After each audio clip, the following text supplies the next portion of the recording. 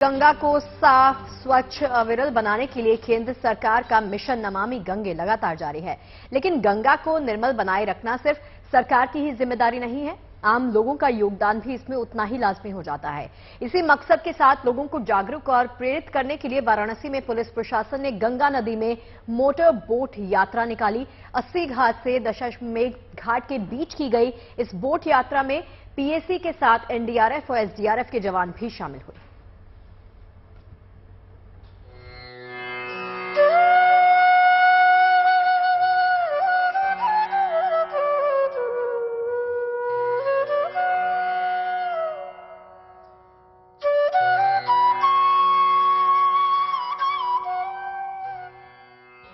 गंगा की लहरों को चीरते हुए मोटर बोट का काफिला जैसे जैसे आगे बढ़ता गया, देवनगरी काशी का दृश्य विहंगम होता चला गया।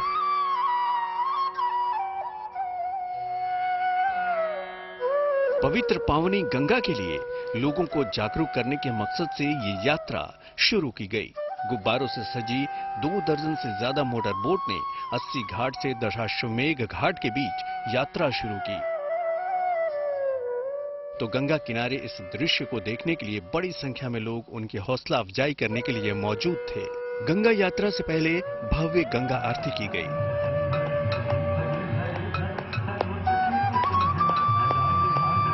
जिसमें पुजारियों के साथ पुलिस अधिकारी भी शामिल हुए। पीएसी के हाफ ब्रास बैंड ने देशभक्ति के तराने छेड़ मनोरम प्रस्तुति दी और फिर मोटर बोट का काफिला अपने मंजिल की ओर बढ़ चला। इस जागरूकता गंगा यात्रा में पुलिस कमिश्नरेट के साथ पीएसी, एनडीआरएफ और एसडीआरएफ की संयुक्त टीमों ने हिस्सा लिया।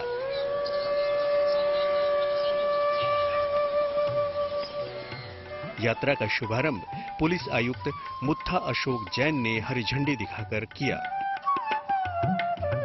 गुरुवार सुबह 8 बजे ये बोट यात्रा वाराणसी के 80 घाट से रवाना की गई। 80 घाट से काफिला पंचगंगा घाट तक पहुंचा, फिर दशाश्वमेध घाट पर आकर ये यात्रा खत्म हुई।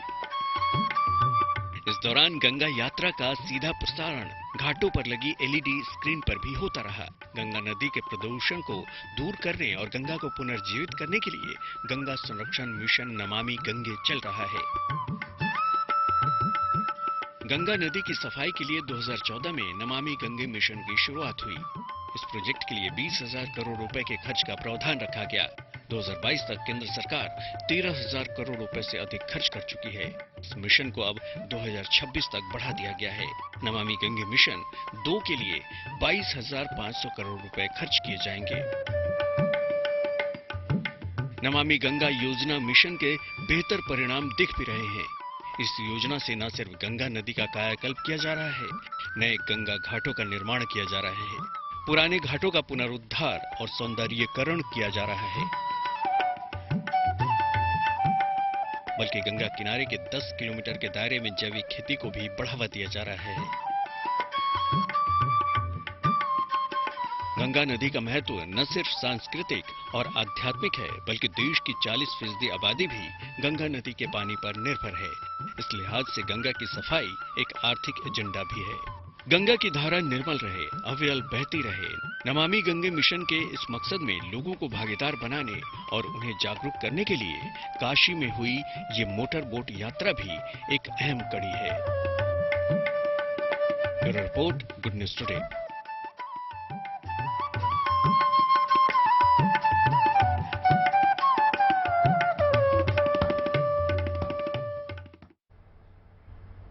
जम्मू कश्मीर में पर्यटन को बढ़ावा देने के लिए प्रशासन लगातार जुटा हुआ है। इसी कड़ी में डोडा के चिनाब नदी के किनारे वाटर राफ्टिंग चैंपियनशिप का आयोजन किया गया। चिनाब नदी के बर्फीले पानी और उफनती लहरों के बीच रोमांच और जुनून से भरपूर वाटर राफ्टिंग में देश भर से आए खिलाड़ियों ने हिस्सा भी लिया।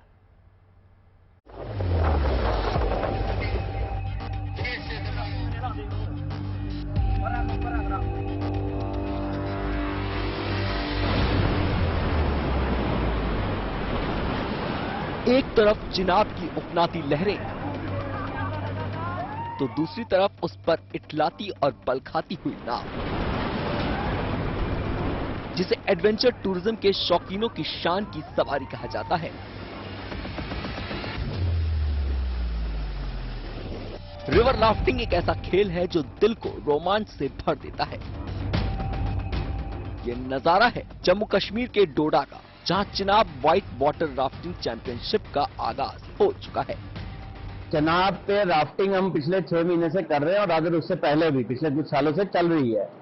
आइडिया ये था कि इस बारी फरवरी मार्च में एक नेशनल लेवल की राफ्टिंग चैंपियनशिप करवाई जाए, बट कुछ वजूहात की वजह से और मौसम की वजह से हम करवा नहीं पाए।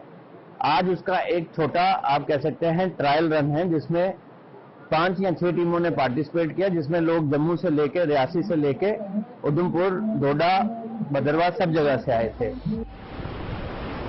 जब ये बोट चिनाब की धारा में गोते लगाती है तो कुछ पल के लिए इसमें बैठे लोगों की धड़कनें बढ़ जाती हैं और देखने वालों के होश उड़ जाते हैं।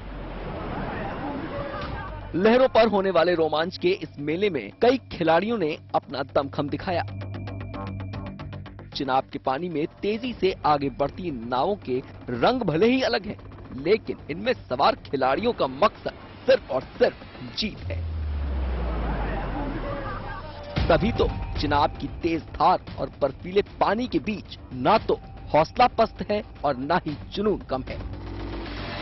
अभी तो डिस्ट्रिक्ट एडमिनिस्ट्रेशन की तरफ से यूटी लेवल कंपटीशन था यहाँ पे डोडा में, और आशा है कि आगे भी नेशनल चैंपियनशिप तक यहाँ पे होनी चाहिए। ये बहुत अच्छा इनिशिएटिव है हमारे डिस्ट्रिक्ट एडमिनिस्ट्रेशन का, जो कि हमारे विशेषपाल महाजन जो डिप्टी कमिश्नर हैं और एसडीएम हमारे अमीन अख्तर साहब, और जो सब एडमिनिस्ट्रेशन का, जिन्होंने एक बहुत ही अच्छा इनिशिएटिव जब से ही मतलब कि एक टाइम में आप मान के चलो कि डॉक्टर साहब डफेडे साहब के टाइम में ये पहल की गई थी, लेकिन अब जो कि कंटिन्यूटी जो है ये महाजन साहब के टाइम में इसको मिली है। डोडा में आयोजित हुई इस चैंपियनशिप में सिर्फ राफ्टिंग ही नहीं बल्कि दूसरे खेलों के खिलाड़ियों ने भी जौहर दिखाया। वॉलीबॉल से लेकर डिस्कस थ्रो जैसे इवेंट भी आयोजित हुए। उत्साह और साहस से भरपूर इस खास चैंपियनशिप में दूर दूर से आए खिलाड़ियों ने हिस्सा लिया। कुल मिलाकर चिनाब के बर्फीले पानी में राफ्टिंग के रोमांच और खिलाड़ियों के जुनून ने गर्मी पैदा कर दी। Bureau report, good news today. और अब बात उत्तराखंड में पर्यटन को बढ़ावा देने और लोगों की सहूलियत के लिए किए जा रहे विकास के कार्य की कर लेते हैं। रुद्रप्रयाग जिले में केदारनाथ और बद्रीनाथ हाईवे को जोड़ने वाली टनल का काम तेजी के साथ चल रहा है। 900 मीटर लंबी इस टनल के बनने से 4 धाम तीर्थ यात्रियों को खासी सहूलियत मिलने वाली है। इससे यात्री जाम से बच जाएंगे और उनकी यात्रा कम वक्त में पूरी हो जाएगी।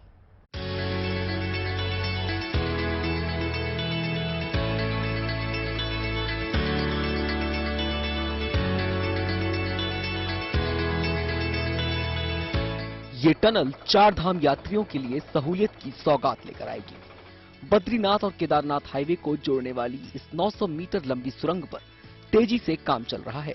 रुद्रप्रयाग में बद्रीनाथ हाईवे सकरा है, जिससे 4 धाम यात्रा के दौरान यहां लंबा जाम लग जाता है। इस टनल का निर्माण पूरा होने से बद्रीनाथ और केदारनाथ जाने वाले श्रद्धालुओं को इस जाम से छुटकारा मिल जाएगा।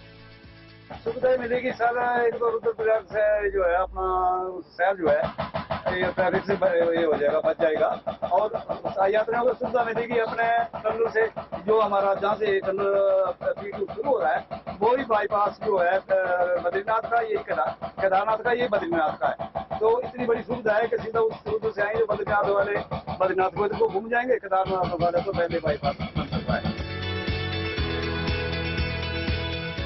इस टनल के साथ ही बद्रीनाथ हाईवे पर 190 मीटर लंबे पुल का निर्माण भी किया जा रहा है। अलकनंदा नदी पर इस पुल के तैयार होने के बाद 4 धाम यात्रा पर आने वाले तीर्थ यात्रियों को रुद्रप्रयाग शहर के बीच से नहीं गुजरना होगा। इससे शहर में जाम नहीं लगेगा और तीर्थ यात्रियों का वक्त भी बचेगा। टनल और पुल के प्रोजेक्ट पर कुल 156 करोड़ रुपए की लागत आई है। पिछले 6 महीने से यहाँ तेजी से काम चल रहा है। उम्मीद की जा रही है कि अगले साल तक ये निर्माण कार्य पूरा कर लिया जाएगा। रुद्रप्रयाग से Praveen Semwal, good news today. Mumbai की माता मुंबा देवी का धाम, जिनके नाम पर रखा गया है सपनों के शहर मुंबई का नाम, वही मुंबई जिस पर मां का आशीर्वाद हमेशा रहता है। अब मां मुंबा के धाम का कायाकल्प होने जा रहा है। काशी विश्वनाथ और महाकाल कॉरिडोर के बाद मुंबा देवी मंदिर को भी रक्षक भी मानी जाती है। ऐसे में मुंबई का मुंबा देवी मंदिर जो है बेहद ही प्राचीन है और यहाँ पे लोगों की अलग अलग मान्यता है। ऐसे में अब इस पूरे मंदिर को जो है आगे बढ़ाने का निर्णय जो है वो महाराष्ट्र सरकार करने जा रही है। किस तरीके से इस मंदिर का विकास किया जाए उसके लिए अब बैठकें होना शुरू हो गई हैं। महाराष्ट्र के चीफ मिनिस्टर एकनाथ शिंदे इस मंदिर के विकास के लिए पूरी तरीके से जो है वो बैठकें कर रहे हैं। काशी और महाकाल मंदिर के तर्ज पर, कॉरिडोर के तर्ज पर इस मुंबा देवी मंदिर का भी विकास जल्द ही होने जा रहा है। मुंबई का मुंबा देवी एक प्रसिद्ध धार्मिक स्थल है जहां दूर दूर से लोग मां के दर्शन के लिए आते हैं। ऐसे में भक्तों को किसी भी तरह की कोई परेशानी न हो, इसके लिए इस धाम को नया रूप देने की तैयारी है। मुंबा देवी कॉरिडोर में अंडरग्राउंड 4 मंजिला पार्किंग की मांग की जा रही है। धार्मिक विधि सभागृह से लेकर प्रवचन, अभिषेक, पूजा के लिए इंतजाम किए जाएंगे। पर्यटकों, महिलाओं और वरिष्ठ नागरिकों के लिए खास विश्राम गृह बनाने की भी योजना है। साथ ही परिसर में एक अस्पताल और पुराण रिसोर्ट सेंटर भी बनाया जा सकता है। जैसे काशी विश्वनाथ मंदिर, विश्वेश्वर मंदिर है, अपना तिरुपति बालाजी है, उज्जैन का महाकालेश्वर, ऐसे जितने बड़े मंदिर है वहाँ की व्यवस्था कैसी है। जैसे भक्त लोगों को लंबी कतार में खड़ा रहना पड़ता है धूप में, तो दर्शन जो ये है दर्शन के लिए भाविक भक्त जो आते हैं वैसे उनकी व्यवस्था हो, यहाँ पर साफ सुथरे शौचालय हो, स्नान गृह हो, यहाँ पार्किंग की व्यवस्था हो, ये बड़ा हॉल हो, ये सब उसमें आवश्यक है। इसलिए ये पूरी तरह एकत्रित पुनर्विकास की आवश्यकता है और इसमें एक प्राधिकरण की भी आवश्यकता, मतलब अथॉरिटी की आवश्यकता है। मुंबा देवी मंदिर डेवलपमेंट अथॉरिटी, उसको उसकी आवश्यकता है। उसे भी यहाँ पर अपॉइंट करने की सकारात्मक भूमिका सरकार ले लेगी। मुंबई की रक्षा करने वाली मुंबा देवी के धाम में भक्तों का तांता हमेशा रहता है। इस मंदिर में आने के बाद भक्त बस निहारते रह जाते हैं मां की मूरत को। श्रृंगार में मां का भव्य रूप भक्तों को हैरान कर देता है। लेकिन अब वो दिन दूर नहीं जब संगम। शनिवार को प्रधानमंत्री नरेंद्र मोदी नई वंदे भारत ट्रेन को हरी झंडी दिखाने वाले हैं। प्रधानमंत्री नरेंद्र मोदी भोपाल के रानी कमलापति रेलवे स्टेशन पर हरी झंडी दिखाकर देश की 11वीं वंदे भारत ट्रेन रवाना करेंगे। ये ट्रेन भोपाल और नई दिल्ली के बीच में चलेगी और 7 घंटे 50 मिनट में 708 किलोमीटर का सफर पूरा करेगी।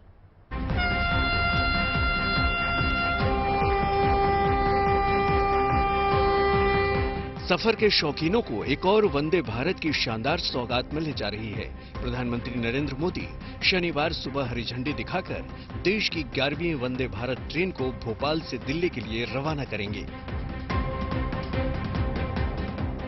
नई वंदे भारत ट्रेन के रैक बीते रविवार को चेन्नई से भोपाल के रानी कमलापति स्टेशन पहुंच गए हैं। नई वंदे भारत ट्रेन शनिवार को छोड़कर हर रोज सुबह 5:55 पर रानी कमलापति स्टेशन से रवाना होगी और 11:40 बजे आगरा कैंट स्टेशन पहुंचेगी। आगरा कैंट में 5 मिनट रुकने के बाद ये फिर रवाना होगी और दोपहर 1:45 पर दिल्ली पहुंचेगी। इसी तरह भोपाल से दिल्ली के बीच 708 किलोमीटर का सफर ये महज 7 घंटे 50 मिनट में पूरा कर लेगी। वापसी के लिए ट्रेन दोपहर 2:45 पर नई दिल्ली से रवाना होगी। शाम 4:45 पर आगरा कैंट पहुंचेगी और आगरा से चलने के बाद रात 10:45 पर रानी कमलापति स्टेशन पहुंचेगी। इस ट्रेन में कुल 16 कोच होंगे, जिनमें से 14 एसी चेयर कार और 2 एग्जीक्यूटिव कोच होंगे। मध्य प्रदेश के गृह मंत्री ने नई वंदे भारत ट्रेन के लिए मध्य प्रदेश के लोगों को शुभकामनाएं दी है। माननीय मोदी जी ने तो 8 साल में पूरे देश के अंदर 9 स्वदेशी वंदे भारत ट्रेन चला दी और वो भी मध्य प्रदेश भोपाल को ये सौभाग्य मिल रहा है। 1 तारीख को वैश्विक नेता हमारे माननीय मोदी जी प्रारंभ करने आ रहे हैं। मध्य प्रदेश के लिए खुशी की बात। बीते 27 मार्च को इस ट्रेन का रानी कमलापति स्टेशन से आगरा के बीच रात में ट्रायल रन किया गया था। रेलवे के मुताबिक शुरू में ये ट्रेन 91 किलोमीटर प्रति घंटे की रफ्तार से दौड़ेगी, लेकिन बाद में इसकी स्पीड 160 से 180 किलोमीटर प्रति घंटे तक बढ़ाई जा सकती है। भोपाल से दिल्ली तक का किराया चेयर कार के लिए करीब 2000 रुपए और एग्जीक्यूटिव क्लास के लिए करीब 3300 रुपए तय किया गया है। कहने की जरूरत नहीं है कि नई वंदे भारत ट्रेन का काउंटडाउन शुरू हो चुका है। आपके पास उद्घाटन सफर का लुत्फ उठाने का शानदार मौका है। Bureau report, good news. अब बात नए भारत की उस बुलंद इमारत की करते हैं जिसका हर भारतीय को बेसब्री से इंतजार है। नए संसद भवन बनाने का काम तेजी से जारी है और इस बीच प्रधानमंत्री मोदी नए बन रहे संसद भवन को देखने पहुंचे। उनका ये दौरा अचानक तय हुआ था। वहां पहुंचे प्रधानमंत्री मोदी ने निर्माण कार्यों का जायजा भी लिया। जी हां, नई इमारत कैसे नए भारत की झलक दिखाएगी और ये संसद भवन बनने के बाद कितना ज्यादा आधुनिक होगा, तस्वीरों में आप इसकी झलक देख सकते हैं। प्रधानमंत्री मोदी इस प्रोजेक्ट पर लगातार नजर रख रहे हैं। वो पहले भी निर्माणाधीन संसद भवन का निरीक्षण करते रहे हैं। सबसे बड़ी खास बात यह है कि नई इमारत कई लिहाज से बेहद आधुनिक होने वाली है। ये इमारत पुराने संसद भवन के करीब है। इसे 150 से 250 साल के हिसाब से तैयार किया गया है।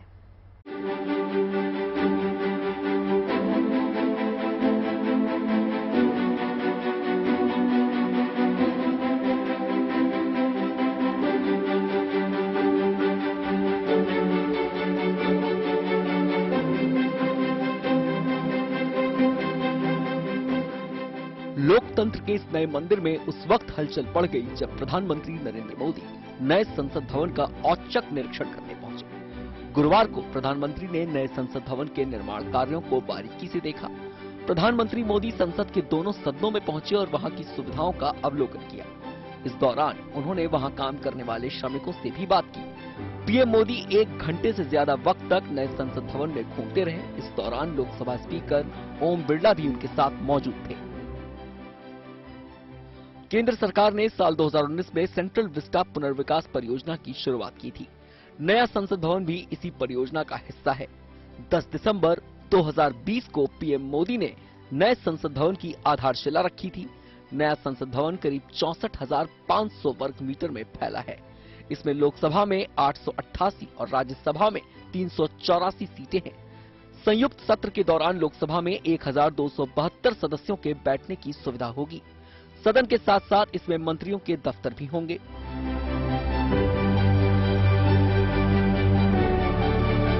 इस विशाल संसद भवन में तेजी से काम चल रहा है। उम्मीद की जा रही है कि इसी साल अक्टूबर तक नए संसद भवन का निर्माण कार्य पूरा हो जाएगा। नए संसद भवन के निर्माण में आधुनिक तकनीक और सुविधाओं का खास ख्याल रखा गया है। इसे अगले 150 वर्षों की जरूरतों को ध्यान में रखते हुए डिजाइन किया गया है। निर्माण की ये रफ्तार अभी से इस बात की गवाही दे रही है कि पूरा तैयार होने पर ये संसद भवन पूरी दुनिया में भव्य निर्माण की मिसाल बनेगा। Bureau report, good news today. अब बात उस मेहमान नवाजी की कर लेते हैं जिसकी तस्वीरें शानदार हैं। चंडीगढ़ में सुखना लेक के पास G20 डेलीगेट्स के स्वागत में भव्य कार्यक्रम का आयोजन किया गया। इस कार्यक्रम में अलग अलग राज्यों के संगीत और नृत्य की झलक भी देखने को मिली है। कलाकारों ने अपनी बेहतरीन परफॉर्मेंस के जरिए G20 डेलीगेट्स का दिल जीत लिया।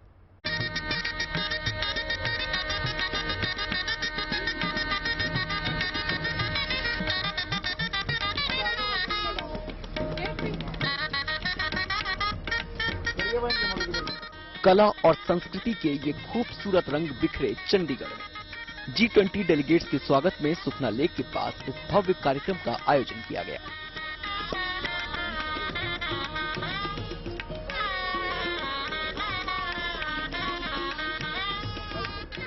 कार्यक्रम में पहुंचे डेलीगेट्स का तिलक लगाकर पारंपरिक ढंग से स्वागत हुआ। सभी मेहमानों के सिर पर पगड़ी सजाई गई। G20 डेलीगेट्स के लिए आयोजित इस खास कार्यक्रम में भारत की सांस्कृतिक विविधता के अद्भुत रंग दिखे।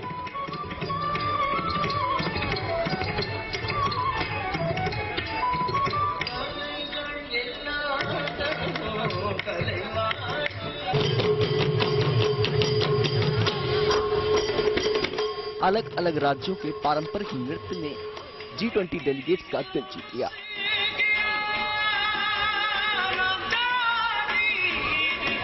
नृत्य के साथ ही पारंपरिक संगीत भी इस शाम को और खूबसूरत बना रहा था। it's been great, a great pleasure and honor being here in Chandigarh because, you know, you guys, you know how to really treat the guests. As you used to say, Atiti Devo Bhavan. So we really feel honored and special. And India is very, extremely rich in culture, in diversity, and so we are really happy. I'm really happy about being here and about because we are having this. यहाँ दक्षिण से भारतनाट्यम की पेशकश थी तो उत्तर से पंजाबी भांगड़े पर सभी की नजरें टिक गईं।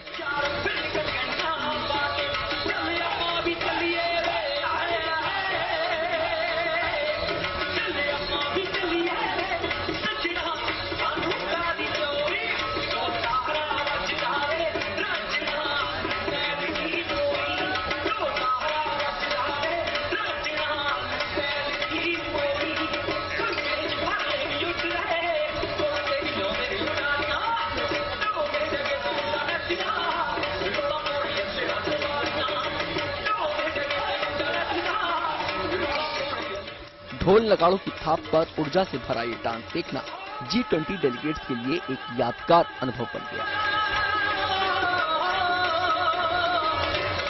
Bureau report, good news today. और अब रुक करते हैं दूसरी खबरों का। अब आपको नक्सलियों का गढ़ कहे जाने वाले छत्तीसगढ़ के दंतेवाड़ा लिए चलते हैं, जहां नक्सलियों के खिलाफ चलाए जा रहे सीआरपीएफ के अभियानों ने उनके मंसूबों पर करारी चोट की है। सीआरपीएफ के इन जवानों की मुस्तैदी से नक्सलियों की कमर टूट रही है। नक्सलियों पर लगाम लगाने की इस कोशिश का ही नतीजा है कि नक्सली हिंसा में 77% की कमी देख रहे हैं। सीआरपीएफ अब नए इलाकों में फॉरवर्ड ऑपरेटिंग बेस बनाकर नक्सलियों के सफाई में जुटे हैं। हालांकि यहां के 4 जिले आज भी नक्सल प्रभावित हैं, लेकिन आधुनिक तकनीक और सटीक रणनीति से इन इलाकों को भी नक्सलियों के प्रभाव से मुक्त करने की तैयारी हो चुकी है। इन 4 जिलों से भी नक्सलियों को उखाड़ फेंकने के लिए अब ड्रोन का सहारा लिया जा रहा है। सीआरपीएफ ने लाल आतंक के खिलाफ इस आखिरी चरण की लड़ाई में पूरी ताकत झोंक दी है। सीआरपीएफ जवानों की बदौलत यहां की तस्वीर तेजी से बदल रही है। जहां कभी नक्सलियों का एक छत्र राज हुआ करता था, अब वहां विकास योजनाएं दूर दराज के इलाकों तक पहुंच रही हैं। इसका लाभ इन इलाकों में रहने वाले आदिवासियों और ग्रामीणों को मिल रहा है। सरकार ने करीब 20,000 करोड़ की लागत से इन इलाकों में सड़कों का जाल बिछाया। नक्सल प्रभावित इलाकों में अब स्कूल, मोबाइल नेटवर्क और औद्योगिक प्रशिक्षण संस्थान दिखने लगे हैं।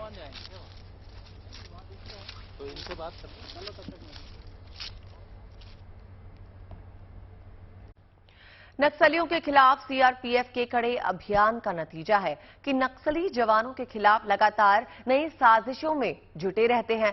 अब नक्सलियों ने जवानों को घायल करने के लिए बांस के स्पाइक्स का इस्तेमाल करना शुरू किया है, लेकिन नक्सलियों की साजिश का तोड़ भी सीआरपीएफ ने निकाल लिया। देखिए हमारे संवाददाता जितेंद्र बहादुर सिंह की ये रिपोर्ट। हताश और निराश नक्सली इस वक्त सीआरपीएफ के जवानों को ट्रैप करने के लिए अलग अलग तकनीक का इस्तेमाल कर रहे हैं। मैं ग्राउंड में जहां पर मौजूद हूं, यहां पर आपको सीआरपीएफ के जवानों को जो नक्सलियों की तरफ से बंबू ट्रैप बनाने की कोशिश की जाती है, उसमें ये लोग स्पाइक्स का इस्तेमाल करते हैं। यहाँ जो गड्ढे में आपको स्पाइक्स दिखाई पड़ रहा है, इसमें लोहे के और जो बांस के स्पाइक्स हैं, वो दोनों प्रकार के हैं। दरअसल मेटल डिटेक्टर से लोहे के स्पाइक्स को तो पता लगाया जा सकता है, लेकिन जो बांस के स्पाइक्स हैं उनको पता लगाना मुश्किल होता है, वो मेटल डिटेक्टर में नहीं होता है। इस वजह से आजकल ये देखा जा रहा है कि नक्सली बांस के स्पाइक्स का इस्तेमाल ज्यादा करते हैं। जवानों के पैर में इस तरीके के स्पाइक्स लग जाते हैं, जिसके चलते उनको काफी दिक्कत होती है। ये आप देखिए कितना नुकीला जो स्पाइक है, इसका इस्तेमाल नक्सली करते हैं और जमीन में इसको गाड़ देते हैं। ये लोहे का स्पाइक है। जब उनको ये पता चला कि मेटल डिटेक्टर के जरिए इसको सीआरपीएफ के जवान डिटेक्ट कर लेते हैं, तो नक्सलियों के जरिए इस तरीके का बांस का स्पाइक्स का इस्तेमाल किया जाने लगा, जो आप देखिए कितना नुकीला है। और इस नुकीले स्पाइक्स का इस्तेमाल करते ही वो लोग इन जवानों को ट्रैप करते हैं, यानी कि इन जवानों के पैर में जब ये स्पाइक धंस जाता है तो उनको काफी दिक्कत होती है, वो चल नहीं पाते हैं। अब कोशिश नक्सली इसलिए कर रहे हैं क्योंकि उनके पास हथियारों की कमी है, हथियारों की सप्लाई उनके पास नहीं हो पा रही है। इसलिए नक्सली इस तरीके के स्पाइक्स का इस्तेमाल करके जवानों को घायल करने की कोशिश में जुटे हुए हैं। हालांकि नक्सली इन तमाम इलाकों में अंतिम सांसें गिन रहा है, लेकिन इसके बावजूद भी उनकी तरफ से कोशिश जारी है। केंद्र सरकार इनसे बचने के लिए तमाम तरीके के उपाय कर रही है। जो सीआरपीएफ के जवान हैं उनको नए नए तरीके के शूज दिए जा रहे हैं जो ये स्पाइक्स उसमें ना घुस सकें। इस वजह से अब इन जवानों को काफी फायदा हो रहा है। हालांकि नक्सली जो हैं वो काफी परेशान हैं और इसी वजह से वो इस तरीके के स्पाइक्स का इस्तेमाल कर रहे हैं। दंतेवाड़ा से कैमरामैन अनिल जायसवाल के साथ जितेंद्र सिंह। जहां चाह वहां राह, ये जुमला पुराना है लेकिन कश्मीर घाटी के लिए आज खूबसूरत हकीकत बन चुका है। जिस कश्मीर घाटी में 3-4 साल पहले तक गोला बम बारूद की चौतरफा धमक सुनाई देती थी, वहां आज उम्मीद की सुनहरी किरण दिखाई दे रही है। घाटी में महिला शक्ति के सपनों को परवाज देने के लिए सरकार कई स्कीम्स चला रही है। ये सरकारी स्कीम्स घाटी की महिलाओं की जिंदगी में बहुत बड़ा बदलाव ला रही है।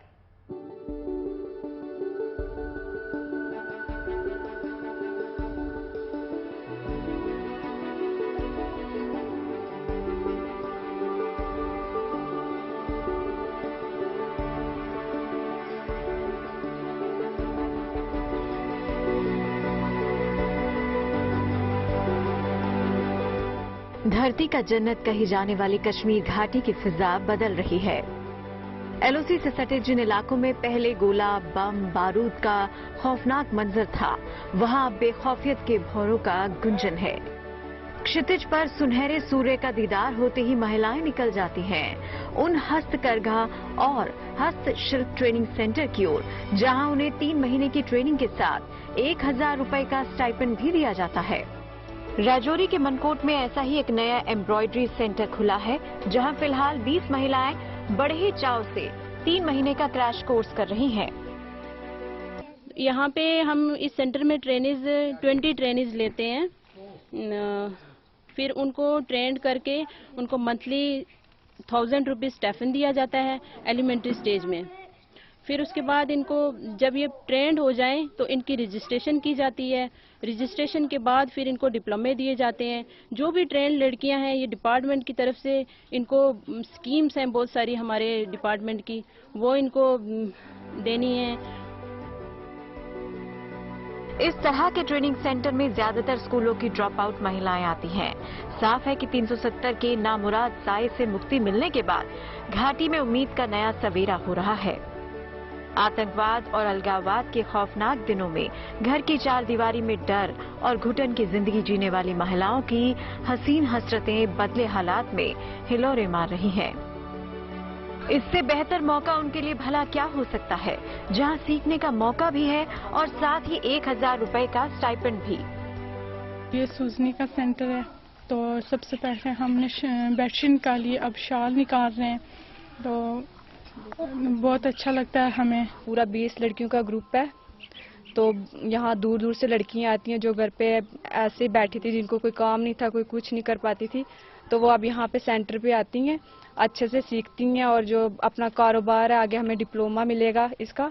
हम चाहते हैं कि हम शौक से सीखें और आगे हम कुछ कर सकें, किसी को आगे सिखा सकें हम। 3 महीने की ट्रेनिंग के बाद इन महिलाओं को डिप्लोमा करने का भी मौका मिलेगा। जाहिर है उनके लिए रोजगार के अवसर खुलेंगे। इतना ही नहीं, जो महिला ट्रेनिंग और डिप्लोमा के बाद अपना स्टार्टअप शुरू करना चाहेंगी, सरकार उन्हें सस्ती दरों पर लोन भी मुहैया कराएगी।